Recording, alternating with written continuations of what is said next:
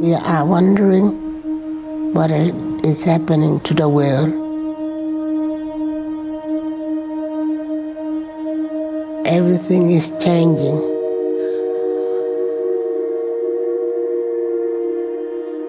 The very idea of human being some sort of natural concept is really going to change. Our bodies will be so high-tech we won't be able to really distinguish between what's natural and what's artificial. Inside our own heads is the most complex arrangement of matter in the known universe. You might ask yourself, can we get to be superhumans?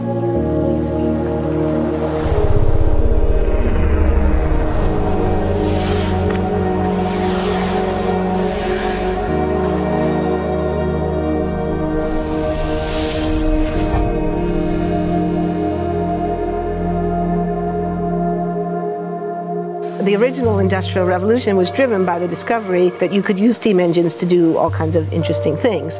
But that was followed by additional revolutions for electricity and computers and communications technology. We're now in the early stages of the fourth Industrial Revolution, which is bringing together digital, physical, and biological systems. One of the features of this fourth Industrial Revolution is that it doesn't change what we are doing, but it changes us.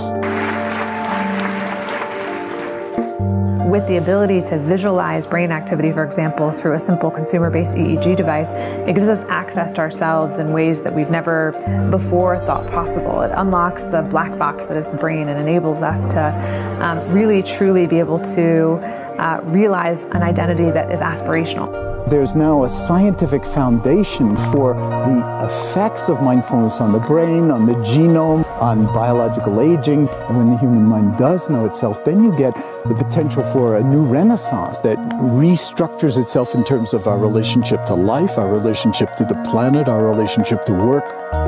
We need a different economic model. And by that I don't mean capitalism versus communism. What I'm talking about is a shift in the system along the lines of the two big changes that happened in the 20th century, Keynesianism, with a much greater focus on health and education and the role of government working with business, and then a reaction against that in late century to neoliberalism, where the focus was on free markets, freedom of the individual, and getting governments out of the way. We need a shift to a new system that will allow us to meet the basic needs of every human on the planet, that will live within planetary means, that will be fairer, and that will be focused as its key goal, not on growth per se, but on maximizing human well-being. And history tells us that a values shift is triggered by creation of a new story about how we want to live. I see the circular economy as something which fits very closely with mankind's goal to be innovative and creative and to always progress. We can use asset tracking, we can use IT, we can use 3D printing to enable this different economic model to recover materials, feed them back into the economy, and really to decouple growth from the resource constraints we have.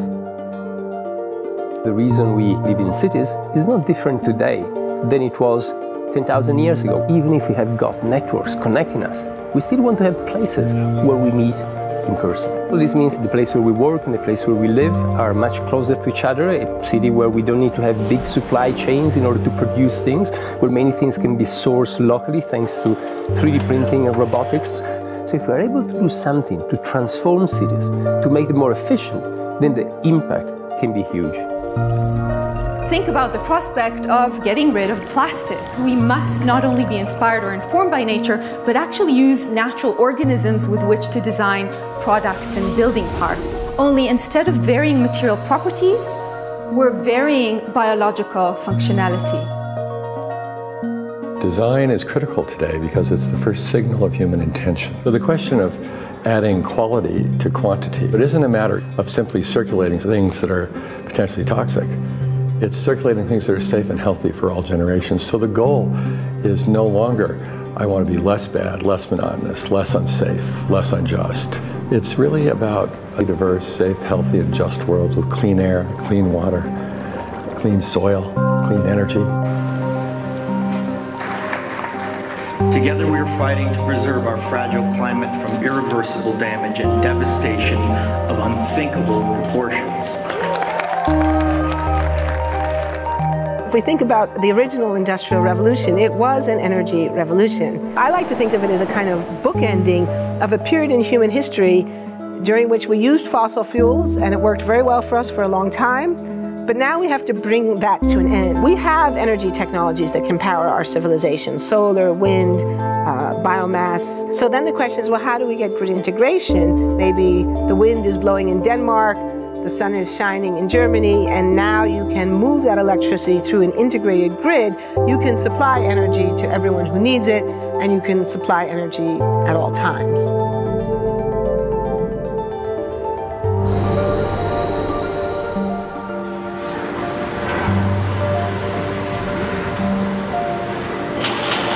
Walking around, you do see different stuff as far as like the body marriage line.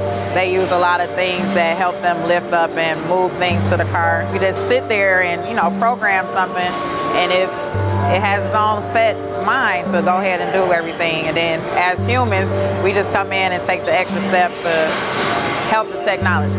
It's not the cure-all for everything. There's definitely a lot of things where people perform the operation better, but certainly for the right applications, robotics are a huge improvement for the process. The prediction of 5 million jobs lost by 2020 to technology is serious, but it's not the main question. Construction, manufacturing, services, public health and education, these industries will still exist. The main question is, what will be the future of work? How will we define work? How will we share the wealth? From the viewpoint of the labor or jobs, now we really need new education or new training. We're working with a World in Motion and First Robotics, trying to encourage students from 3rd grade all the way up through the end of high school. We had students make sailboats, and then we had them race them, and so they could see how quickly they could move. And they immediately went back and started to say, oh, I saw what happened, I'm going to go change this or that. And that was 3rd graders. I just given a prize to a kid of 18 years old that has discovered something really very, very unique. Came up with how to get better productivity and better yields for seeds of corn. And so he basically came with the idea that if you would perforate these seeds, you would get more food. And you think about it and say, but he didn't go to university. So how does he get all that knowledge? And he told me, I mean, I've been watching YouTube since the age of 12, and I'm so interested that I've seen everything about it. I've read everything about it. The world is really open to learning. The thing is, how do you give the incentive to your kids to do that? It's this ability of digital technology to change outcomes, to truly empower people all over the world that can create a more equitable growth, because I think the world needs that. Fourth industrial revolution has the potential to make inequalities visible and to make them less acceptable in the future, and hopefully to gather and garner political support to take the necessary decision to reduce the gap. Humans have always been using tools, but because of the recent advances in technology, we're beginning to have machines that can augment us in all sorts of interesting ways. I was the first person in the world to be able to voluntarily move my legs while stepping in a robot by exciting the nervous system using electrical stimulators directly onto the spine. We believe that a cure will be possible if enough of the right people have the will to fast-track a cure for paralysis.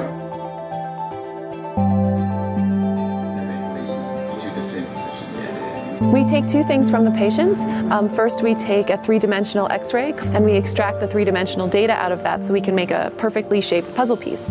And then we also take a sample of fat tissue from the patient so that we can extract the stem cells out of those. And we use those stem cells with this 3-dimensional scaffold that we fabricate, and after 3 weeks we have a piece of living bone that's ready for implantation.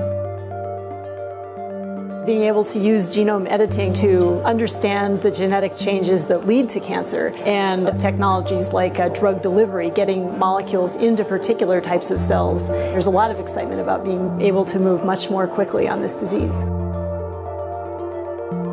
One of the things that I think is so essential to free and open societies is freedom of thought. And up until now, the conversation we've been having is around freedom of speech. Once we can access people's thoughts and access people's emotions, we have to create a space that enables people to think freely, to think divergent thoughts, to think creative thoughts. And in a society where people fear having those thoughts, the likelihood of being able to enjoy progress is significantly diminished. We need to take responsibility at every level of society, from the individual and the personal to the institutional to the global, to adapt to these technological challenges and changes which are redefining what it means to be human, what it means to work, what it means to be completely embedded in this world. People always ask me if I'm an optimist or a pessimist. The technology exists, but how do we get it and implement it at the scale we need at a price that people around the world can afford? Even though we have everyday problems we have to solve, we have to find a way to lay the foundations for the innovations of tomorrow.